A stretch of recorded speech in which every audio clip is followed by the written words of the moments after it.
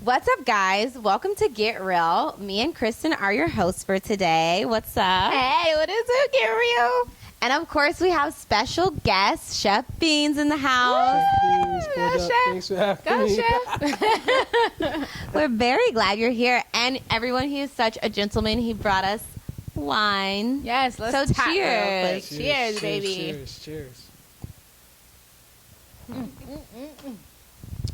All right. So today's episode, we're going to be talking about adulting, you guys. Yeah. And everything that comes with it. Yeah. So, as you guys know, me and Kristen are from Houston. Chef Beanz, can you let us know where you're from? Yes, I'm from Camden, New Jersey. New Jersey. And I'm guessing that's a lot different from LA, right? Yeah, it's a lot different on a lot of different levels from culturally. LA is like a melting pot, a bunch of transplants from all over the place, but I still do find people who have that LA culture. To where I'm from, a very small town. Still a lot of things to do out there, but not as much resources as LA. Get real. We'll just jump into it. So, adulting, according to the Urban Dictionary, is to carry out one or more of the duties and responsibilities expected of a fully developed individual. Wow. So, Thanks for that definition, Lauren. Yes, of course. I'm going to ask you, what do you guys think adulting means, like, directly for your life? Chef Beanz, we'll let you You start. want me to go first? Yeah. Adulting means, I guess, taking care of your responsibilities. Those things that we wanted as kids, like, oh, I can't wait till I'm adult because I can do my own thing. We realize how consistent these bills come, student loans, Yeah. everything that comes with that. Relationships, there's a lot that comes with adulting, but Exactly. all encompassing, just stepping into your own world where accountability has to be taken a lot more serious. For sure. Adulting is basically paying your own bills, and it really sucks. I hate it so It much. does. You know what? I was okay with paying my own bills in Houston. You know, I was living good. Do you hear me? When I came to LA, That's what. Is it a big difference from Houston to LA? big Yes, difference. but they're going up a lot now. Actually, Houston's rent is going up a lot, but it's not. This. But I could It's not live. this at I all. could easily live by myself in Houston. Like I can do everything in Houston without even thinking twice about spending money. Here, I have to think 2-3 times about spending money. So I'm like, oof, I gotta make rent. Oop, and a lot of people have roommates. Not many people don't have a roommate in LA. So the norm, when it And comes a to lot of living- people have multiple roommates too. It's multiple. not just one. Exactly. It's hard to live without a roommate. Even I was looking at studios, and my Lord have mercy. I want to say even studios are $2,000. Yeah, definitely. Compared to like the way that I like to live was $2,000. So just like having parking and a washer and dryer. That's like That's an amenity. basic. Yeah, that's an amenity in LA. So that's kind of crazy. And I don't like that specific adulting in LA, but you know, we'll get there. So, according to Country Financial Security Index, 35% of millennials still live with their parents. Now, I'm going to list some cities where that's like very relevant. Yeah. I'm going to start off with Houston because that's where we're from. Yeah. It's number 23 on the list. Number 4, you guys, New York City. Of Very, hell yeah. very. What? I would never. If my parents lived in New York, yeah, right. I'm not leaving until I get married. I know, Sorry. right? I'm like, do families even I'm live there? surprised that's number 4. Right, I Should am be too. number one. Everyone I know from like damn near everybody's like But see, that's what Abuela. I'm thinking. New York Abuela, City. I'm like New York City. I'm thinking the outskirts are more family towns, but the actual city is a lot of young people, hustle bustle business people, you know? Okay, number 3, ding ding ding, LA. Los Angeles. Not surprised at that at all. Yeah. I thought it would be higher. Number 2, Miami. Really? Okay. Yeah, I mean, it's an Miami. expensive city, but like, I mean, I feel like it's such a Tourist, bachelorette right? town. Like you would want to bring a lot of people over. Yeah, so, to I live with thought your that parents. was interesting too. Yeah. And number 1, Riverside, California. What? I was surprised with that one too. I thought it would be San Francisco or something, you know what I mean? Exactly. But I said Riverside. I was like, okay, cool. That's weird. So my question to you guys is, if you still, well, I guess Kristen already answered hers, but if you were still living at home, would you still live with your parents? I would if I lived in Jersey. No, I wouldn't live with my parents, and I wouldn't live with my parents because of my lifestyle. Like I respect like the time I come in the crib with my parents, and there's no predictable time for me. Like I could come in at 4, 5, anything like that, and like cool. Like I've lived with myself damn near since I left undergrad. Right. So I wouldn't go backwards. I understand you can save a lot of money, but yeah. Okay. Nah. Ain't better than me. I was definitely at my parents' house probably like almost 2 years after undergrad. No, I was only there for like maybe 2 months after undergrad. After I graduated, and I'm like, I'm gonna. So you got a job right after undergrad? Well, yeah, and I lived in South Jersey, but I went to school in North Jersey. South Jersey is a lot slower. So North Jersey, which is like 10 to 15 minutes away from New York, it's faster, more resources, and there's a lot more schools up there. I pledged up there, so a lot of my friends were up there, and I'm just kind of like, I can't do this South Jersey shit. Like, I just gotta get out. I hear you. No, I totally hear you. Well, would you still live with your parents? I'm going to answer. So, actually, 2 months after I graduated, I moved to California. 2 months? 2 months. Okay. I graduated maybe to save money because honestly, if I was in Houston, I really don't even know what I would be doing right now. I feel like what job is out there for me? So what kind of income would I have? But then I feel like if I was to live outside of my mom's house, maybe I would move with my best friend because we lived together freshman year, so I know that would work out. Yeah. Just to start off with, I wouldn't maybe completely live by myself because I feel like everything would hit me at once. So maybe I would. What do you mean? Like bills, car note, XYZ. Yeah. I mean, I'm doing it out here, but it's different because I don't have family out here. Yeah. So you have to. So maybe I would have like a security net out there. Yeah. I don't know. That's what I'm saying. But I will say, millennials are having. What? What do you want to say? So they don't really know what struggle is, huh? Just say it. Say it. A security net. Like, what is that? Just in case things are a little more expensive than I thought. Okay, mom, like my room's still here. Let me crash. I don't know. Like at least that's not my headspace, and I don't come from that. Like not come from like security net. I think my parents were just more so like, just throw me out there. You gonna learn to fly on your way down type thing. Like crazy. Even it's like, all right, when you graduate, just know that not that I can't come home, but it wasn't like an option as far as like that safety net. Like I wanted to figure out the world in the absence of that, because I'm not much of a mama's boy. I've always been pretty independent since like middle school. Like, okay, I'm gonna get there regardless. Yeah, my parents are like all over the place, whether it's working or whatever. So if I need to get somewhere far, I was cool with hopping on a train or bus when I was like 13, 14. Wow. So I've always been, I've always been in this suburban girl, right? Like what? Not me. Like what? I'm just saying. So I've always been pretty gritty in that regard, as far as like, if you gonna get there, however you gonna get there. Yeah. You know what I mean? So I hear you. That's why I'm bad with my facial expressions. No, that's what you said, good. Like safety net. I mean, I don't know. I mean, well, think about it. I came out here, and like I said, 2 months after, so I'm not afraid that I'm going to fail. It's just Look, you don't gotta if they're defend there. yourself. I'm not defending. I'm explaining to the audience. I'm joking. I feel like I did have a security net, but I'm very still kind of like independent, but I know I can fall back to my like parents and like be babied if I want to. Like I can literally not work the entire month, and I know I can call my dad and he'll pay my rent. Right. Oh no, I can't do that. Kristen has a rich daddy. I wonder if he's single. Like I have that big of a security net. I'll be okay. But I am independent. Like I got a job when I was a teenager, and my parents were like, "Why did you get a job?" I'm like, "I just wanted to get one," you know. So I always had like a working type of personality. So I'm like in between right there. Yeah, I'll agree with you. I got my first job at like 16 too, and my mom was like, "Why are you getting a job?" And I'm like, "Because I don't want to ask you for money. I want my own money." Exactly. You know what I mean? I don't want anyone to dictate what I can or can't buy. I want to do it for myself.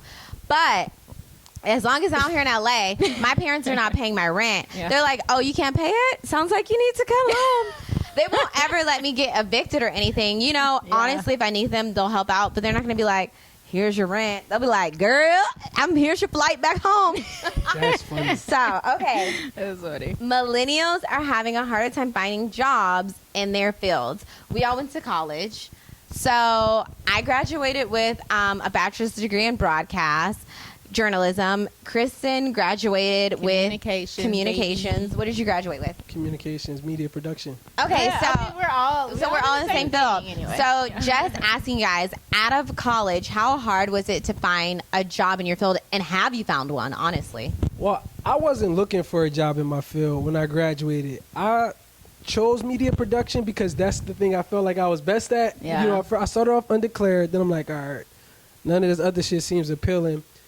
And as I got closer to senior year, I saw how serious people were taking it. And I didn't really take college serious because it was so easy for me. And I was like out in these streets Oh my doing gosh. entrepreneur, I like hate not streets like that. okay. Chill. Like I mean, out in these Okay. streets, like I started a company as an undergrad. Oh, So I Nice. gave that so much attention, RA, all that. So I say all that to say when I graduated, I knew I didn't want to be home, and I got into education because that was the easiest thing to like get into. Naturally, did from just talk about that. You're a community teacher, service, teaching, everything like that. After I got that out of my system, I'm like, yo, you want to tap into your creativity. Like you have these visions in your mind that you want to turn physical. So the more and more I tapped into that, LA just seemed like the spot where I needed to be. Okay. So I'm like, even though on my resume I don't quote unquote got experience, I Right. just got to jump into it and lay things down brick by brick. So I had to kind of go through all of that and be like, yo, you're not happy. You're just good at paying your bills. You need to bust a move. I hear you. And I busted a move. Kristen, what about you?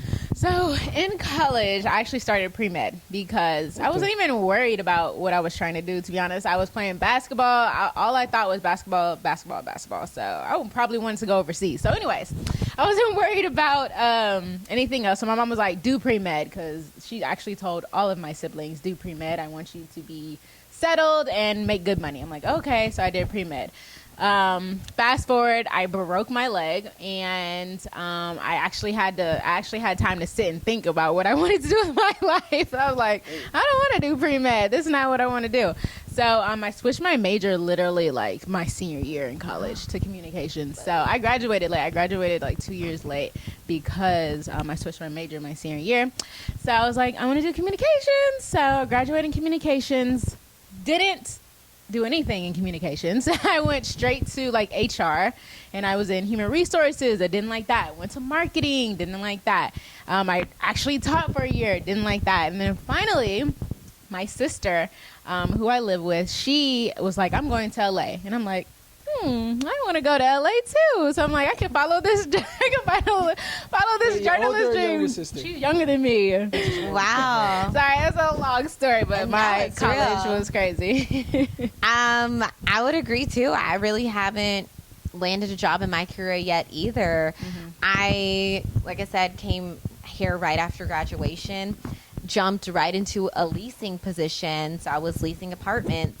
I did that for a year and a half, and that's been my only actual like full-time job post-grad. Everything else has been freelance. So yeah, I've been doing a lot of freelance work since then, and that's And about now it. you now you like acting, and like it's crazy because now moving to LA, you think about all the other possibilities that there are that's in your face. So then I started doing modeling, I started doing acting, I started doing this and that. So it's just like now I'm like, woo, I'm getting into everything. You're tapping into all your creativity. Tapping into everything. All your talents and gifts. Yeah. So, okay. Also, most people our age live with their parents because of housing prices. They're going up, and student debt. And I think you mentioned loans before. And I know you said, okay, so this is also a fact I found. 53% of millennials expect to become millionaires someday. How do you guys feel about that? Heck yeah, I'm gonna become a millionaire. The hell? Why wouldn't you think so? What about you? Oh no, it's ordained, like divine order. Oh, I like that. Like it's inevitable because I've put the most priority into taking the time to get to know myself, knowing that the foundation is love, right? But starting with self-love. Yeah. And once you're able to really look within yourself and see all your talents, you know everything that you're about to bless the world with. Amen. So with that, I just know and very confident that I have something that the world needs, and is willing to pay for. Yeah. Okay, so let's dive into that. Now, your shirt says be intentional. Can you tell us what that means? Absolutely. So, I thought you'd never ask. You just led me right into it. So My real name is Quan, and I go by Chef Beanz. My nickname for most of my life was Q Beanz, Quan Bevins, Q Beanz, whatever. But one day, one of my frat brothers gave me a chef hat, and people started calling me Chef Beanz. So with that, I just kind of would show up to different places with that chef hat on. But the creative in me was like, well, you're always cooking up different things, ideas. So how can you metaphorically make this make sense? That's when I created a concept titled Intentional Consumption. So with intentional consumption, I branded that as a way for everything that I put out into the universe, into the world, is intentional consumption, helping people be intentional, not only what they physically consume, but the content they consume, the conversations they have, and the energy that they ingest. Fire. And as far as this shirt that says be intentional, it's a constant reminder. Whenever you see me, I want to hopefully trigger something inside of you to add some type of intent to your decision making. So that's why it's the size that it is. I want it to be loud. Like, look. Be intentional with everything. I love that. So every day on Instagram, you put out these videos, right? Right. Course of the days. Okay, can you tell us what those course of the days, kind of like, just give us an example of one. So an example of the course of the day is I have my restaurant booth, more with the restaurant culinary feel. Slide into the booth, chef hat, different Be Intentional shirts. But it all depends on what I want to speak about throughout the day. So the last thing that I might have spoke about was, the smoke detector, how the beeper goes off when the battery is dead. It's like that beep that you hear every 30 seconds. Yeah. So I led with that, talking about how that's one of the most annoying sounds that we hear, and how metaphorically people have been hearing that sound throughout the year, telling them and reminding them that they need to make some type of change in their life. And the more and more you ignore it, that sound ain't going anywhere. So you just got to make sure that you're really being cognizant of the people around you. And if they don't possess the polarity that you need to grow, you got to cut them off or change your surroundings. And I always would continue to be great, continue to be mindful, but most importantly, be intentional. Because if you're not paying attention to the things around you or the people around you or what you're doing, you're going to end up in the same situation. 2020 ain't going to be New Year, New Me. It's going to be same year, same you. Hallelujah. Amen. The things that we're trying to avoid, we inadvertently attract them by trying to avoid them. So if it's fear of scarcity, you keep saying, I don't want to do this because I don't have enough. You're attracting that. Like the subconscious mind only hears one thing, like scarcity, scarcity, scarcity. So if you're just mindful of how you talk to yourself and what you have and understand and attach everything to gratitude, abundance, and just grace, you'll attract everything that you're supposed to attract. I ain't trying to take y'all to church with this. You are. I was just saying this. You are. The topic is adulting, but we're getting some church over here. I love it though. Yeah, you gotta start with yourself. Because if you don't take the time to get to know yourself and embrace the season of solitude, or what I call it, you won't ever really get to know yourself. Exactly. Okay, I like all of that. We're going to get back on topic, though. So, obviously, everyone's journey to LA is different. It's expensive out here. It's hard to live out here. When I moved out here, it was very quick. It was very, you're moving in 2 weeks type thing. Luckily, like I said, I had a job since the age of 16. So, I always knew I wanted to move to LA. And even at my graduation party, my mom's friends were there and like, oh, Lauren, what are you doing next? And I said, I'm moving to LA. I had no idea it was going to happen, but I was claiming it. I was manifesting it in my life. Yeah. And I said, I'm moving to LA. And my mom would laugh and she said, no, not anytime soon. And I'm like, yeah, I am. I was like, yeah, I am. And then literally 2 months later, I happened to move out here, but I saved my entire life. That's why I got a job early. I saved, I budgeted. My parents taught me they taught me to be wise with your money. They weren't cheap, but they didn't spend a lot either. I don't want to call them frugal either because we ate at nice restaurants. Yeah. I had everything I needed. My mom bought me nice clothes. That's me. I'm frugal. Yeah, but they were very if we went to get food to go and my mom would just get a burger, I'll be like, get some fries. She'll be like, we got chips at home, So I mean, they also, and my dad was a frugal one. My dad was the one that's like, you don't eat that. How much does that cost? That type of thing. Yeah. So their practices rubbed off on me. And I feel like that's how I was able to make it out here. But not everyone's experience is the same. So, Kristen, how was your experience? How were you able to afford living out here? Did you save before? Did you, I didn't have to save because I had a really good job. So I had a really good job. nice. I was making money. Okay. So in corporate America, I had a good savings. I had good money. So I had no problem like literally just coming out here. Like I didn't really have to save. But now my savings are depleted. Lisa, let me get that. Lisa, let me get I don't that. have any more savings, but I do make sure to work my butt off so I can live in a nice apartment. Like I'm big on like amenities, like having a pool and a fitness room and stuff like that. So Yeah, do we're work in my an butt apartment off. right now, and it's really nice. Yeah, so yeah, I don't play about like where I live because I think the biggest thing is like where I live is probably I don't know. I'm just very picky on certain things and It's where I a live. representation of Yeah, you. not necessarily. Not even that. Like, I don't really care about that. It's just I have to feel good when I'm at home. Like, I really have to feel safe, comfortable. I have to really feel good. It's like the biggest place for me. Home has to be home. So, so I make sure to work my butt off so the home is good. Like, I probably don't buy clothes and shoes as much as I used to. But yeah, I work my butt off so I can do well with living at home. Okay, Chef Beanz, what about you? As far as my transition out here, Yeah. shit, my transition was crazy. So even though I was telling my peoples at home that I had everything set in stone, I didn't. Like I just What? I didn't. Like so a year ago, October 1st will actually be my 1 year in LA. Oh, nice. That's right around the corner. Yeah, like literally a couple days away.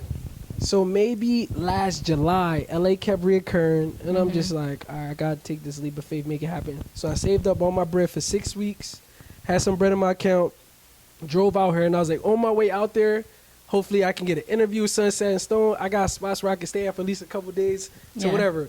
And it was a spot that I was supposed to rent out a room, but they decided to Airbnb the shit once I got to like Cali. So on my way down from Oakland, I'm like, okay, I gotta figure this out. So I stayed with a friend for a couple of days, and then I was about to stay in some like rent a room type situation. That shit was just mad sus when I went in there. So I'm like, Yeah. all right. So I slept in my car for the first time, maybe for 2 days, Wow. 2 nights in a row. I slept in my car. So after all of that, I signed up for a gym membership so I could have a spot to take a shower at. Like it was really crazy, but I'm like, even though I got bread to go back home or to fly back, like nah, like I gotta figure this out. Through all of that, I eventually found a roommate. That wasn't working out because he was just annoying the hell out of me. Staying on an air mattress and all of that. Like coming from a spot, my last spot, I can see New York City skyline from my crib. Yeah. Amenities, all that. Like I came from a very luxurious physical spot, but internally I felt stagnant and that I wasn't walking in my Heck yeah, purpose. heck yeah. So I was like, yo, like, forget all of this. Like, I'd rather reset than to live a life that doesn't mean anything to For me. real. So air mattress for like 8-9 months. Moved into a new spot where I'm staying with 2 women. One of them's my cousin. The other one is another girl from the East Coast. So first time staying with chicks, but they're cool. And everything is just working out. Yeah, Like, that's good. That's amazing. like everything. And there's not one day that goes by to where I don't feel like I'm exactly where I'm supposed to be. Like no day. And I'm Yeah. just putting everything down brick by brick because Beautiful. I know the prosperity is basically waiting for me. Yeah. Because I'm always adding value to myself through everything that I've been through. Yeah. Since I've been out here, I had my first ever anxiety attack. Like Oh, my- I had one too. It was anxiety or panic. I don't know which Something. one. It was. I went to the what do ER. y'all do? Like, I went to the what? emergency room. Yeah. no, I didn't go to the emergency room. I just That's a story for another time. no, but no, I was at a very low spot because I'm like, yo, like, you know how sometimes you just feel like you crazy, like those thoughts go through your head, like, am I even? Was Yeah. I supposed to bust this move Yeah. or whatever? But For sure. once you get all that fog out the way, you just like, man, just keep going. Like Yeah. you good. I got all that out the way, and now I'm just smiling every day from the inside out. Still walking into spots, raising the vibrations because I am who I am, and I say that confidently because I found out who I was in the absence of my ego. And once you realize your ego and you can be standing in your own way, you just learn to just live a more beautiful and grateful life. So Yeah. And you're such a positive person. That's what I love about you most. I think your positivity, it just radiates and it shines. Okay. Okay, so we are going to play our game now. We're going to read the first one. We're all going to read number 1, and then we're going to go back around and read number 2. So, Chef Beanz, you start. What's your first question? if you could do one thing different in your life, career, path related, what would it be? Oh, if I can do one thing different in my life, I don't want to sound cliche, but there's not anything I would do different. Okay. Like anything, I feel like everything that I've been literally forced to endure has made me who I am today. Yeah. To the point where Amen. now I just surrender to every moment, not as a loss, but what am I supposed to learn from it? And I'm going to keep pushing on. Exactly. Okay. I hear you. Normally I wouldn't answer, but I feel like actually there's something I could have done different that might have pushed me a little more forward in my career path. I feel like I should have took advantage of more internships in college. For sure. I definitely feel like I should have did that. I feel like I could have had a much stronger reel, made much better relations, and I probably could be working at a news station right now. I'm not salty or bitter about it, but I just think that's something I could have done differently. That's what you want to do? You want to be like a newscaster? Well, since you asked, what is your dream job? My dream job, you guys, is to be an anchor on Good Morning America. All right. My first question is, what has been the hardest, most difficult part of adulting for you? Hardest, most difficult part. I don't know. I feel like just drink our wine both at the same time. Like, I think life as a whole is kind of difficult. So, but the hardest part, I don't know, I guess bills. Bills suck. So bills will always suck. They do. So You guys, if you are literally like not in a position where you have to pay bills right now or you don't have to move out, don't. I would say take advantage of it because this rent is no joke. It's not. It really sucks. And then you got to add on like TV. What's your second question, Chef Beanz? oh, my second question is, what's the worst job you've ever had? Ooh. Sheesh. The worst job I've ever had, when I was in high school, I worked at ShopRite, and I hated that damn job. Like, I hated Is it. that kind of like a Rite Aid or is I it was like about to say, a like a It's like ShopRite is like a Ralph's, like okay. grocery store. Kroger for you Houston people? Yeah, Kroger, grocery store. It was all that, but it was the worst job because of the commute back home, the people I was dealing with. Yeah. I was like 17 or 16 working with people who were in like their 30s and 40s, and to have to deal with like their older personalities. I'm like, I didn't make you. I'm not the reason. This is my first job. Like, what the hell? Like, why are you so mad angry? at life, you mad at me. You just mad at everything in the world. Trying to That's blow crazy. cigarette smoke during my break. Like, I'm just trying to eat my burrito. Like, this is everything. That's So messed that up. job was just annoying to me. Okay, that's a good one. That's Okay. funny. What advice would you give someone younger than you about following their dreams? I'm still following mine. So, I mean, I would say don't be afraid to take risks. Risk usually lead to rewards. I can't stress enough, if there's an opportunity, even if you're scared, go for it because you don't know until you take it. Right. Exactly. Alrighty, let's get on to mine. What has been the best part of adulting for you?